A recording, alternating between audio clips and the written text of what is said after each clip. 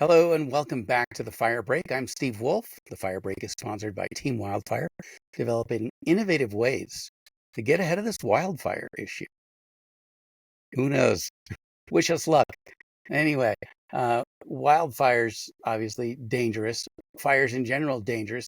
One of the reasons that they're dangerous is that they produce dangerous chemicals. And in the event that they're not producing dangerous chemicals, we show up with dangerous chemicals that we expose ourselves and the flora and fauna to. Today, my guest is the amazing Jamie McAllister. Jamie is both a fire protection engineer and a toxicologist. So who better to speak to the issue of the danger of the chemicals brought to and created by wildfires? Jamie, welcome to the show. How are you today? I'm great. Thanks for having me, Steve. So, Jamie, tell me about you.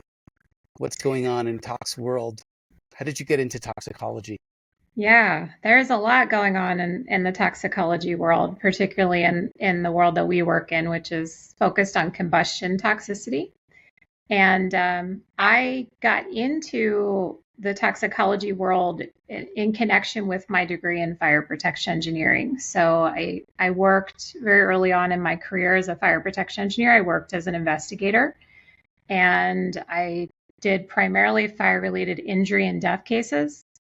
And we always were interested in understanding more about why people were dying in fires and the types of things that they were being exposed to.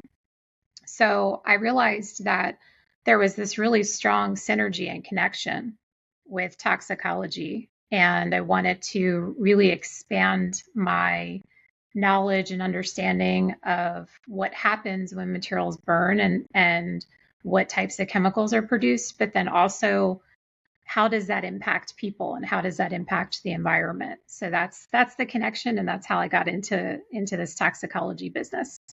So, what headway have you made? Well, I think over the last 2 decades, I've been doing this for a good bit, and I've seen a lot of evolution. We know so much more about the chemistry of materials and how materials react under different types of combustion conditions than we did before. And that's largely due to really brilliant scientists that have spent their careers developing different types of ways to study how materials burn and to quantify the types of things that are produced. But we also have these challenges where, as we go about trying to tackle certain problems, we sometimes create other problems, right? And it's not just in the fire world, just in technology in general. As we become just more evolved and we introduce new technologies into our society, they inevitably have some impact. And sometimes that impact can be positive and sometimes it can be negative. So I always tell people, one example that I use in the fire community is fire retardants. So fire retardants serve a really great purpose in inhibiting the ability of a material to combust. But if the material does catch on fire, the fire retardant actually causes a lot of other toxicants to be produced and evolved during that combustion process. So it actually creates more harmful chemicals that are released into the atmosphere and that impact people if that material combusts. And the same can be said for things like um, uh, new technologies. Like, let's say, we hear a lot about electric vehicles, right? They serve a certain purpose, but then we also need to understand what happens when they burn, and how do we control that combustion process, and what do we need to understand or know about the types of chemicals that are produced when they burn, and whether they're harmful to people and the environment. So Probably getting more toxicology technical. is really come far. It's Yeah. quite amazing, but we always have more interesting things to learn about and to understand.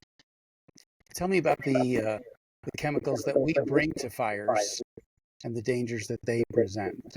PFAS, obviously, being the most well popularized. Right. Yeah, so that's another great example of, product where you've got AFFF foam. Obviously, the fluorinated components within the foam serve a good purpose in suppressing and the chemistry of what they add to the suppressing factor. But then in the long run, they create an impact to the environment, right? So another great example of we solve one problem, but we create another. So the ideal is to try to find something that doesn't have that secondary impact, that it creates a positive effect and it minimizes the negative impacts. That's why a lot of people are exploring and have developed already non-fluorinated foams. There's all varieties of different non-fluorinated foams. And I think, the efforts now are focusing on understanding whether those non-fluorinated foams can be just as effective as the fluorinated foams in tackling large-scale fires and having that same benefit, that same suppressing effect. And so when you look at a fire, you're thinking, if the fire just goes unchecked, this is the consequence. And if we put out the fire, but we use these chemicals to do it, that's the consequence. And that consequence might be more severe than losing a building or two. Right. Yeah. I mean, in the fire world, everything we do is really about evaluating risk and benefit. And sometimes it's a property benefit, sometimes it's a human benefit, an environmental benefit. There's all sorts of gives and takes that we look at when we're trying to decide what is the best way to minimize risk to communities.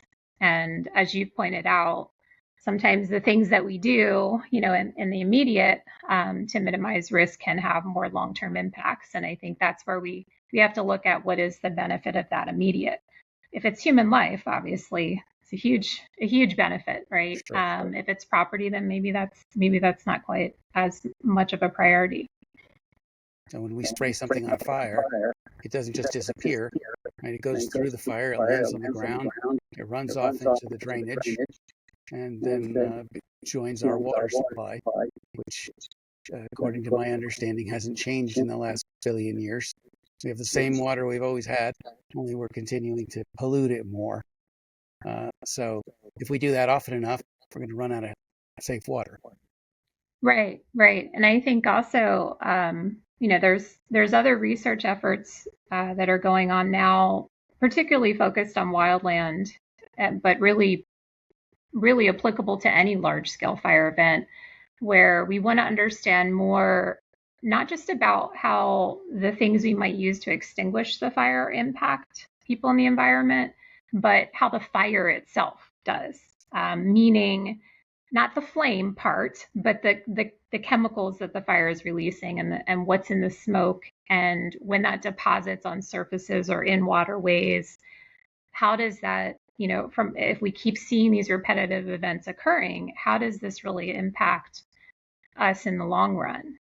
Particularly if those waterways, as you kind of talked about with the water pollution, particularly if they do go to areas where it could contaminate drinking water. Yeah. And so what are some of the chemicals I've been, hearing about? Metals being released in the smoke, cadmium, other things there. What are the ones that are most concerning? Well, gosh, that's a hard question to answer, because most concerning requires an understanding of the dose and who it's impacting. How something may impact a human is different than how it may impact an aquatic species, for example, how it may impact species that live in the soil or our crops.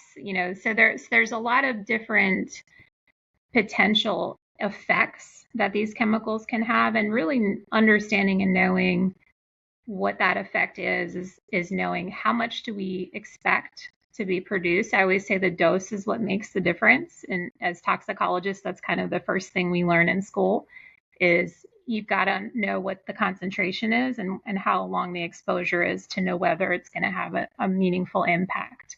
And then understanding the effect is, again, knowing who it is that's being impacted. But to get back to your question about what we see being produced, it all links back to the material that's burning.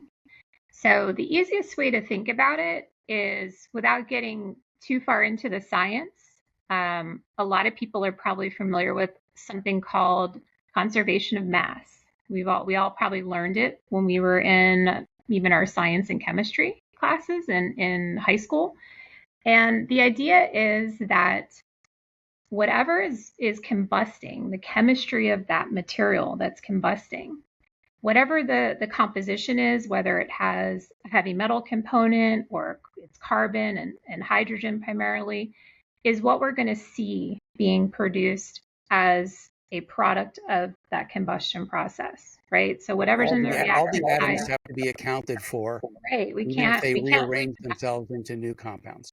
exactly. We can't lose that mass. So the idea is all those atoms are still there. They just come in different forms, right? So they're not in the same form that they were as reactants, but they're all still there in some form.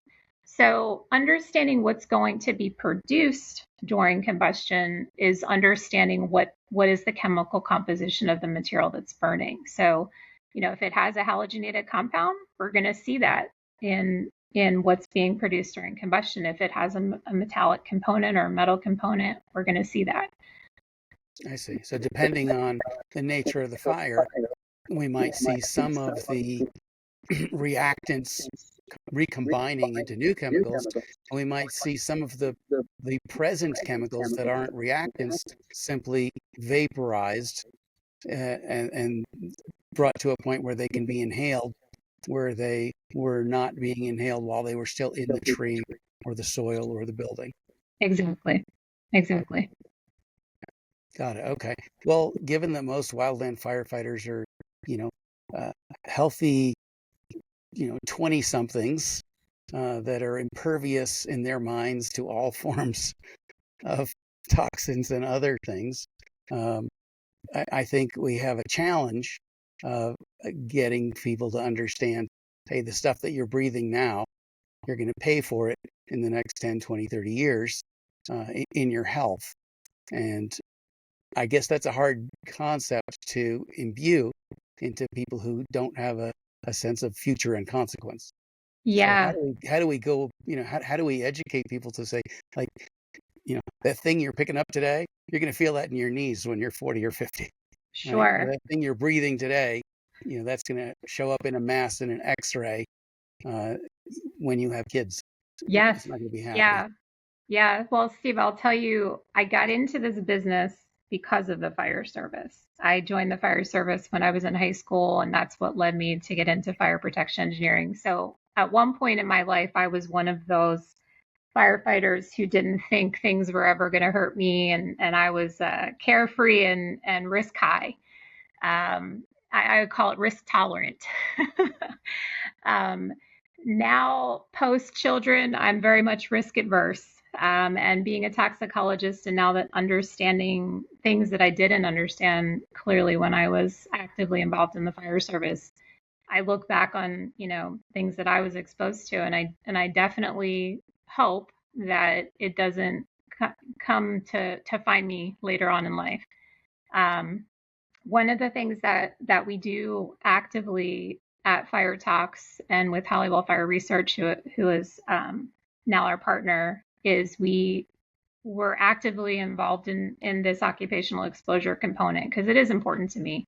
My husband's also a career firefighter as well, so very important, I think, for us to continue to educate. I mean, that's the biggest thing, is making sure people understand what they're being exposed to and the dangers of that exposure and how to mitigate it.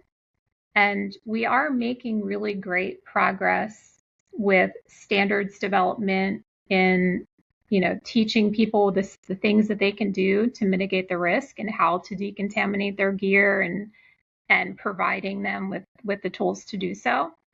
But certainly it's a challenge because the cultural aspect of it is that if you're in the fire service, you tend to be somebody who is risk tolerant.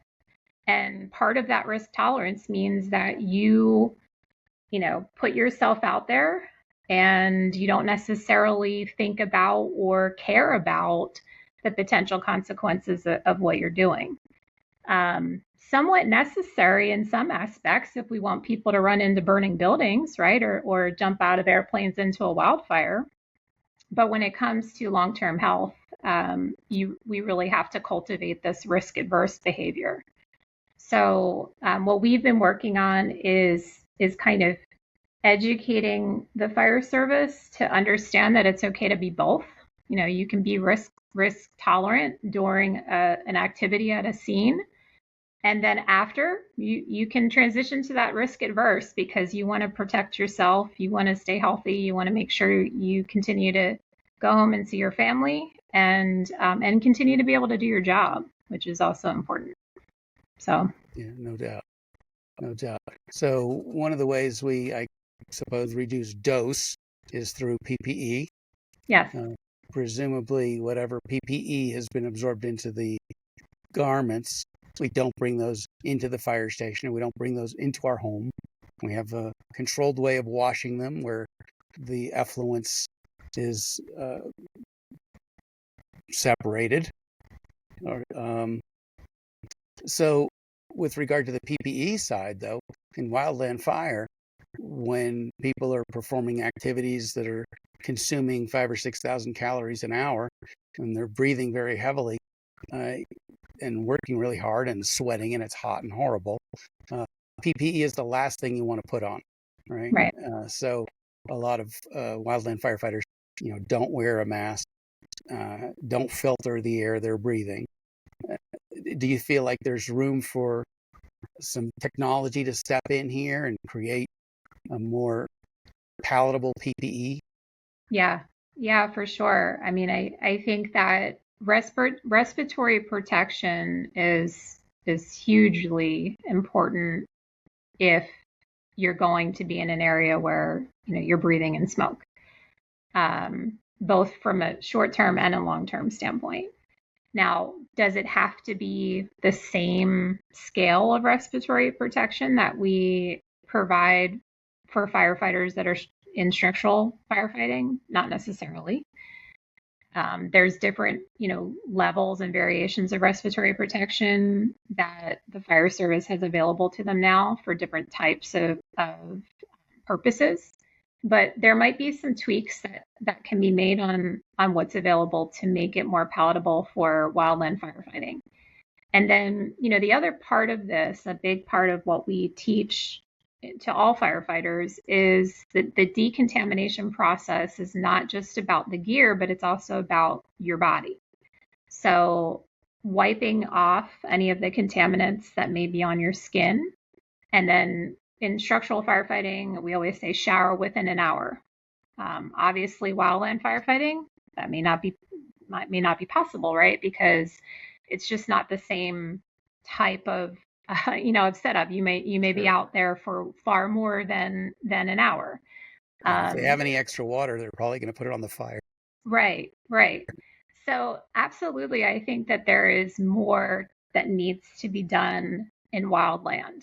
The focus on decon has been heavily on structural, and I think everybody acknowledges the hazards that wildland firefighters face long term are the same, types of potential hazards, the same potentials to develop cancers from exposure to smoke. So we just have to think more intently about the right methods to be applied to the wildland firefighter, because the ones that we use in structural firefighting may not completely extrapolate. They probably need to be tweaked. And I'm curious what your thoughts are, downstream. We've got, the fire and the firefighters right there, sharing each other's chemistries. And then when we talk about the consequences of wildfire, one of them is that there were points last summer where we said, 120 million Americans are breathing smoke or inhaling air that is beyond levels of certain chemicals that we shouldn't be breathing, right? That people are going to get asthma. Most of the people will have access to their inhaler. Some won't and will die. Some will develop long-term consequence health-wise. So how do we measure from a toxicological standpoint the long-term impacts of fire at a distance from the fire? All of the people who are breathing the smoke, all of the Right. people who are impacted by the chemicals released by those fires. And can we quantify that from a health standpoint and a financial standpoint, so that when we look at the financial impact of wildfires, we're really looking at the totality of it, not just what it costs to replace a given building? Right. So that's really great, and something that I can tell you that absolutely we're not fully quantifying the impact of any fire. When we look at the impact of fire, I think the focus has always traditionally been on property value, and to the extent that there's a death, we categorize that. We don't necessarily put a dollar value on it, but it certainly has a dollar value. Um, Injuries are the same. So what we miss in quantifying the impact of fire are things like you're mentioning. We miss the folks who are exposed to smoke and go to the hospital after an event. That doesn't really get captured in any meaningful way in the national level statistics when we look at the financial impact of fire.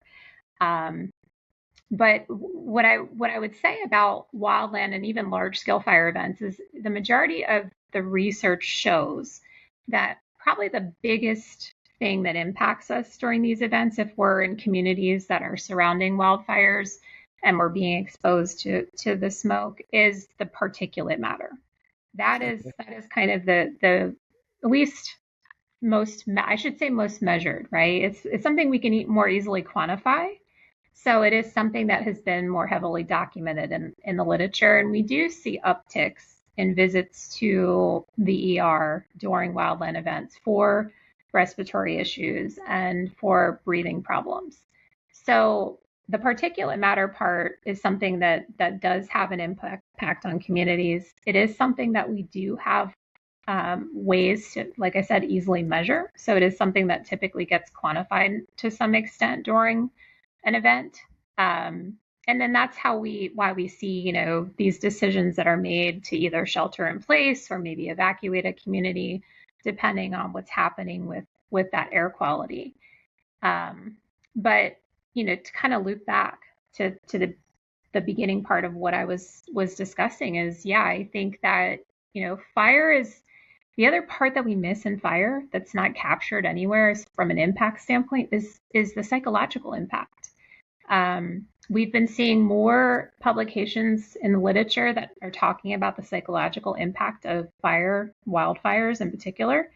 And I can tell you, having worked on thousands of fire-related death and injury cases over the last 25 years, that the psychological impact of fire is horrendous. And when we think about that, it's not quantified in any way. We miss how fire affects people in that way, how it takes away their homes and their property and their valuables. We don't capture that in quantifying the impact of fire. But it's why we in the research field are very passionate about helping to solve these problems, because we see the full scale of how it actually impacts people. I see. And just to make sure I understand the science, when you say the impact of particulate matter, what we're measuring there is stuff in the air, the size and density relative to the amount of air of stuff we're breathing, of particles in the air. And that's relatively easily measured compared to what the stuff is, which, well, yeah. So the particulate matter is particles, right? So it's right, larger size, large relatively speaking. So it's in micron size, which most people would say, well, that's pretty small, but it's far bigger than a gas, right? right, So yeah, particulate matter is something that the reason why there's more data on it is because it's not just specific to an unwanted fire event. We measure and monitor particulate matter in the air for other air quality reasons, because other combustion processes produce particulate matter. So, you might have a plant that that has some sort of combustion process, and that releases, and our cars release particulate matter into the air. And all of those things are monitored by the EPA and local regulatory authorities, because they want to make sure that we have good air quality, right? And that things are being regulated properly. So because all of those monitoring systems already exist naturally to monitor what I would call normal combustion processes that occur, we can use those to capture what happens when we have the unwanted fires. So those monitors can be used for that same purpose, and we'll see upticks in the concentrations of particulate matter that result from those. And then normally during any large scale fire event, we also, they will also have folks that are going out and doing monitoring with portable devices during the event, again, to determine what needs to happen with the community. Do we need to relocate people? Do we want to tell people to shelter in place, so that they can be informed about the air quality conditions? But monitoring for other gases that are produced during a fire event, there's such a large array of different types of gases, and that's where it starts to get very complicated. So having the equipment to be able to do that, there are no stations in place, so to speak, that are available to monitor for some of these more unique chemicals that are produced during fires. So that's why we tend to see the focus being more on particulate matter. But if you're a far distance away from the source, then the concentrations of some of these other gases are unlikely to be significant. But the particulate matter can certainly travel a much larger distance. So the particles travel with the wind, whereas the gaseous toxins will probably dissipate or be highly diluted by the time they get to you. Right. So if I were to fill my home with carbon monoxide, my particulate matter wouldn't increase at all, but my likelihood of dying would, right, because of the exposure to the gas. Right. But it's easier. You're saying we measure particles more because it's easier to measure. Well, easier to measure in that we have those measuring devices already in place in so many locations. Because, we don't need gas chromatography in every location, or we don't have it to know what the gases are, with the exception possibly of ozone, which they seem to measure in a lot of locations. Right. And carbon monoxide and carbon dioxide too, those are also things that the EPA is looking for and monitoring on a normal basis. Not all stations monitor a full array of things. But, so there are some ways that we capture data, but carbon monoxide is not going to be something, unless you're close to the source, you're not going to see that in very high concentrations, further away as the plume travels. So that's why we typically focus on that particulate matter.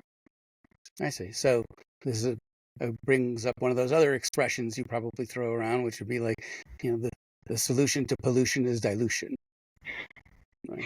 Yes. As they say in the nuclear industry, right? Right. Yeah. Yeah, there is dilution for sure that occurs. As you can imagine, it's not confined, right? So it's diluting as it travels, and it's gaseous. But you can also have fallout too. So if there are solid particles, and sometimes that particulate matter itself contains certain solid phase materials attached to it, as that travels, eventually, there's not enough momentum to keep it going, and then it will deposit onto surfaces. It will deposit, if it's an area that has soil, like say it's a crop or something like that, we have to be concerned about potential contamination as a result of that. And I think that's becoming more of a focus that I've seen anyway in the research field. Is there's a lot of interest in understanding about this impact of wildfires and large scale fire events. Not just what's being produced in the air and what's making it to communities, but what's falling out onto surfaces and soil and water, and how does that impact everybody that gets exposed to it. I think the last time we talked about that in any seriousness was when acid rain was an issue. Good point. Yeah. Right. Since then, that's kind of fallen out of conversation. You surprised me with one thing that you brought up, which was the psychological impact of fire on communities, which Right. would be in the realm of toxic behavior possibly, but not actual toxins. Uh, and so I was surprised that that was an area of interest to you. But I imagine seeing as much as you've seen, it'd be hard not to take that into account.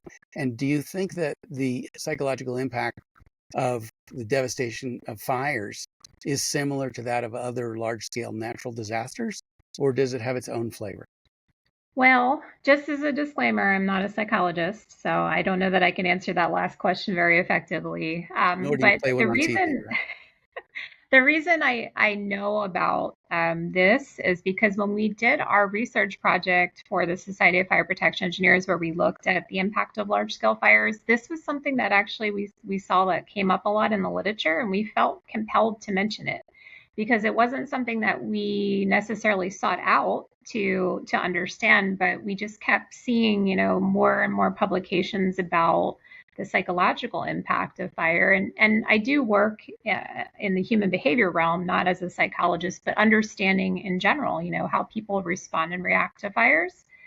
And I just thought, to me, the more I thought about it, I was like, this is such an important part of all of this because we're always looking to talk about the quantifying the impact of fire, and we always talk about it in terms of millions of dollars or lost from property, and but we miss this whole other part that is hard to quantify, I guess, but is so important to understand because when we look at how impactful can our work be as fire protection engineers and what is our ultimate goal and what are we trying to accomplish, I think understanding the impact part is really important. So knowing that it's beyond just protecting a house or a building. It's way more than that.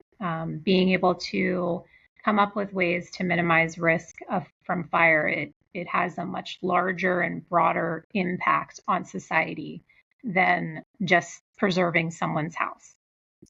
Do you find that there's both a micro and a macro impact psychologically of wildfire in terms of when a community is devastated, there's obviously a widespread psychological impact for everyone who lived there and anyone who knows about the fire.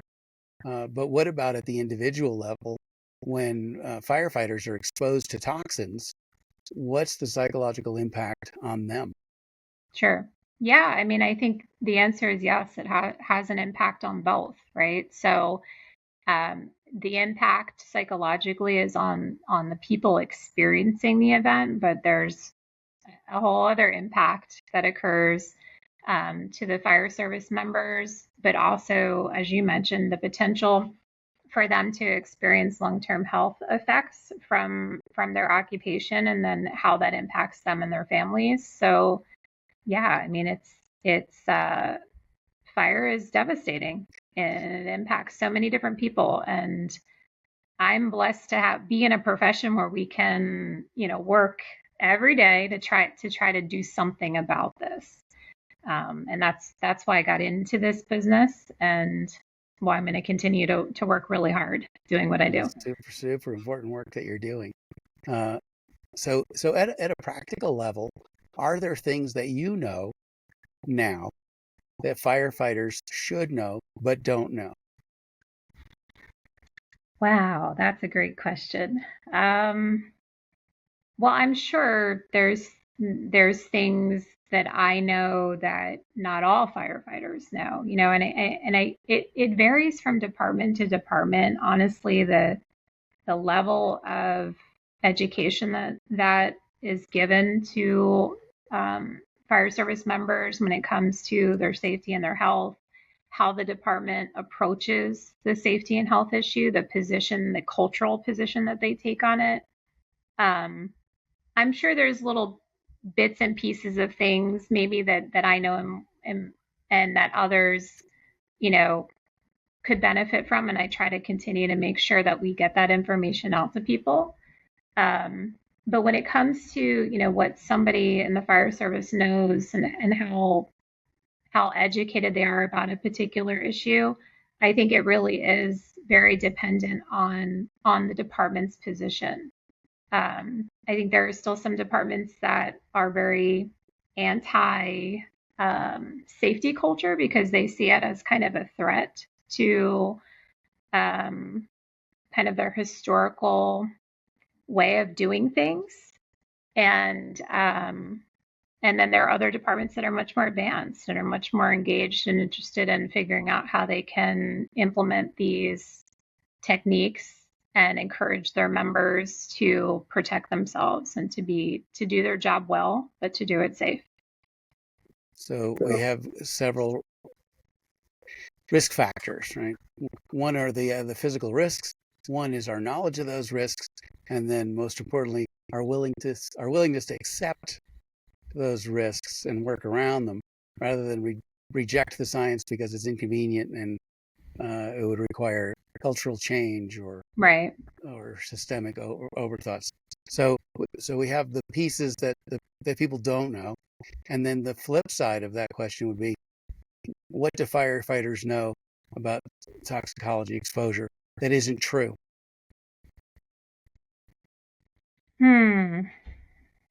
Well, that's a great question. Um, that isn't true. I Like in mean, the realm of misconception research, when you talk to firefighters, you go in armed with 20 plus years of toxicology background, and you know what's what. But as right. firefighters talk to you, they reveal things about their conditions that they work in and what they think about it, and you must hear thoughts expressed that don't jive with the science. I think probably more so along those lines, some of the concerns that I hear about, it goes back to that doses makes the difference thing, where sometimes people aren't really well versed in understanding how much of a dose do I need to be exposed to create an impact. So they might be overly fearful of a particular constituent, thinking that any exposure to it is harmful. But I always tell people that it does really matter what's the concentration and for how long are you exposed to it as to whether or not it's really going to make an impact. But I think more so what I find is that they don't, you know, it, it it's it's not more so kind of being overly concerned about something. It's being not as concerned as they should be. It's usually the Okay. opposite, is what I run across. Okay. And how are they measuring dose and exposure time?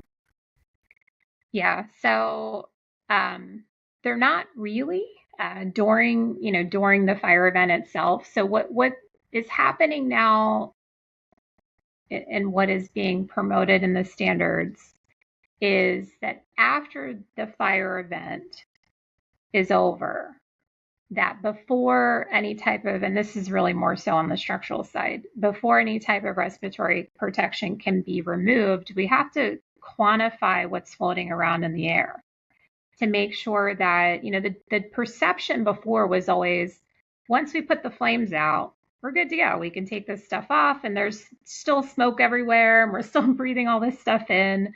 But during overhaul, we don't need our respiratory protection.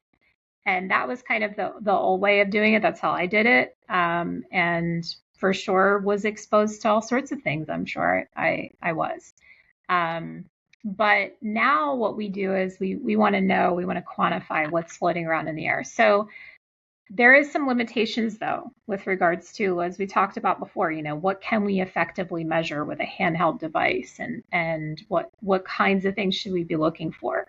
So the target compounds that are kind of the focus right now are things like carbon monoxide and hydrogen cyanide. So immediately after fire extinguishment, determining whether the levels of those constituents are still harmful because they're asphyxiants. So, immediately deadly if they're at certain concentrations. So we want to make sure that we're well below any of those concentrations. So those are typically ones that are categorized, but what we miss is we miss things like particulate matter. The standards don't actually require a quantification of particulate matter.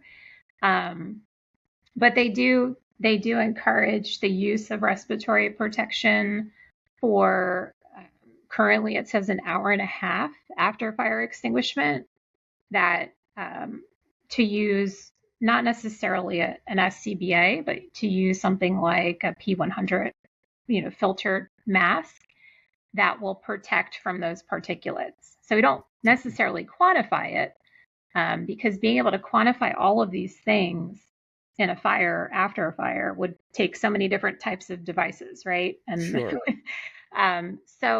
so we kind of err on the side of caution and say just use that respiratory protection for an extended period of time to protect. And what you were talking about really was related to structure fires. Yeah, 90 minutes after the fire's Yeah. out. Of course, the corollary on the flip side with wildland fires, uh, the corollary to overhaul is mop up, Yep. and these fires are smoky for days or weeks after the Hmm. fires have gone out. Are we measuring what the folks who do mop up are exposed to? And are there recommendations for what their PPE should consist of? Yeah, I think the answer is that there's less formality in what's right to do in those circumstances. One of the challenges is that because it's not confined and contained, understanding how much is being produced and how much you're likely to be exposed to can it's more difficult, right? Because in a contained fire and one that's inside a compartment where we don't have really to deal with wind and all sorts of variations, is a little bit easier to understand. And it's one that has been more heavily researched. So, people like the National Institute of Standards and Technology, we've got lots of data on compartment fires and the types of concentrations of gases that are produced when different materials burn. But what we don't have data on is things like wildland fires because, how do we, and I shouldn't say we don't have data on it. We have data on it and people are working on that. But quantifying a large scale fire event is really hard because we don't have a laboratory where we can do that. So, we have to find ways to be able to do scaled testing to extrapolate results. And then because of the fact that it isn't compartmented, we have to look at all the different environmental conditions that can influence the concentrations of chemical constituents. So I think that's, one of the things that is causing us to not have as much of a defined process for handling occupational safety of wildland firefighters. Do you think that as we see more and more fires and massively more acreage consumed, and therefore more people deployed on fires, or more robots if we can get them, that we're going to see uh, outdoor measurements catch up with what we've been measuring indoors? Are we going to see wildland fire science catch up with structural science? I think so. So I mean, there are certainly researchers that are doing that. There are universities that are actively engaged in responding to and deploying researchers during large scale events so that they can capture this data. And I think that will, eventually be used to try to work through some of these more complex issues that we haven't quite addressed well yet. I see. I feel like you've been pretty successful in getting most fire departments to, if not, understand the toxicology, at least be responsive to the behavioral changes that are being asked of them or communicated to them as necessary. They're separating the turnout gear from the residential side. Like they're doing more, even though the threat is so much more uh, intangible compared to burning up in a fire. Right. Right? You can't necessarily smell it, you can't count it, you can't feel it. You just kind of have to trust. Hey, the toxicologists say this is bad, so here's what we're going to do differently. Uh, how do you, or to what do you attribute the success that you and the toxicology field has had in getting that mental penetration into the fire space? I wouldn't say it's necessarily us that have had that success. I think it's people like us interfacing with people who have influence in the fire service.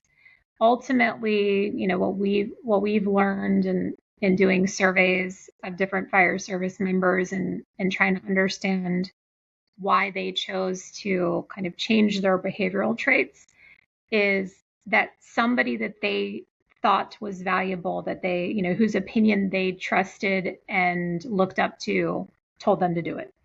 I see. So I think it starts from the top, and when the upper echelon of the fire service embraces a certain safety culture, then it flows from there, and that's probably true anything, right? In any Sure. type of company, corporation, whatever, the behavior flows from the top. So I think that that's kind of what we've seen people saying that, well, I did it because I saw, this guy that's my captain who's been in this fire service for 20 years. When I saw him doing it, I started doing it.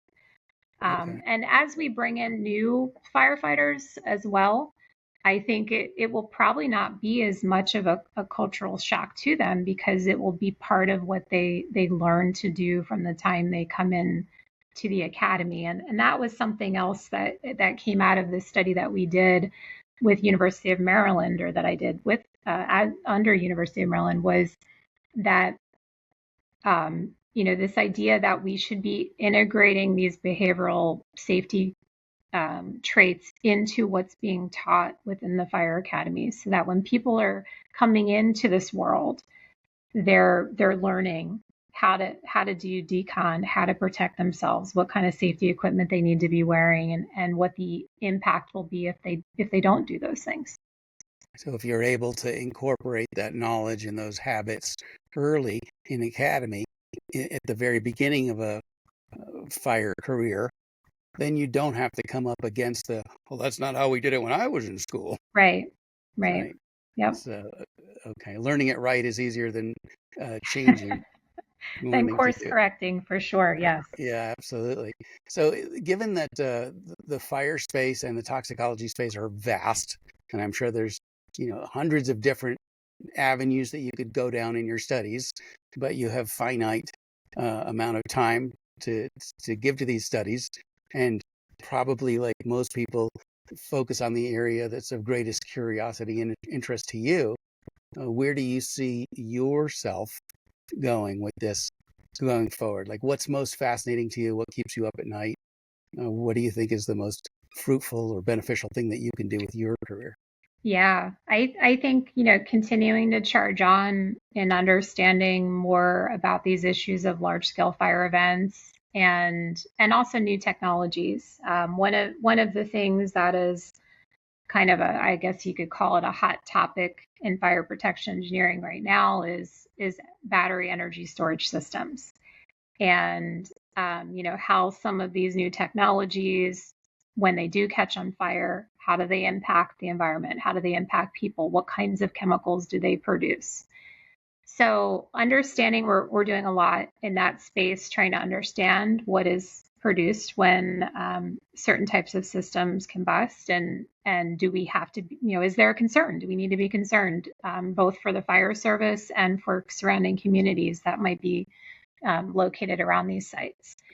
The other thing is the wildland space. There's so much to be done there, and definitely continuing to forge forward with understanding more and about, as I mentioned, the chemicals that fall out from the fire plume and how they impact our communities and our environment.